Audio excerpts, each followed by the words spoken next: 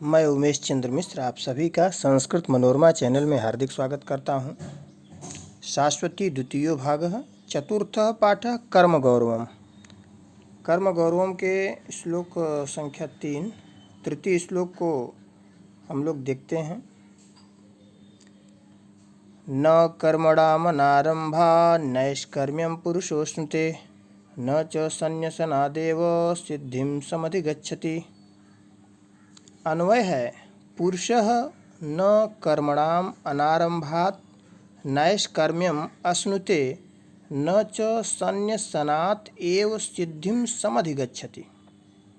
अर्थ है मनुष्य न तो कर्मों का आरंभ किए बिना निष्कर्मता को, निष्काम कर्म को या कर्म योग को प्राप्त होता है और न ही कर्मों के त्याग मात्र से ही सिद्धि को, ज्ञान योग को, सांख्य योग को प्राप्त कर सकता है।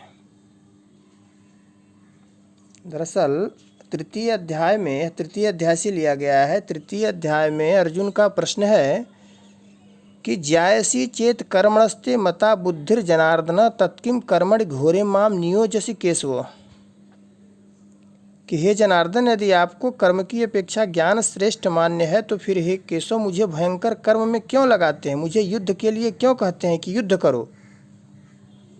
तो उसी के उत्तर देने के क्रम में यह श्लोक भगवान श्री कृष्ण जो है बोलते हैं और समझाते हैं।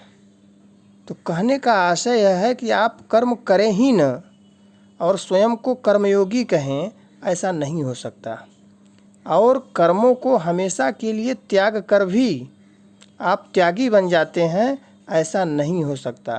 कर्म तो आपको करना ही होगा, यह प्रकृति प्रदत्त गुण है। आप क्षण मात्र के लिए बिना कर्म किए नहीं रह सकते। कर्म करना है लेकिन आसक्ति से रहित, फल की इच्छा से रहित, अनासक्त भाव से कर्म करना है।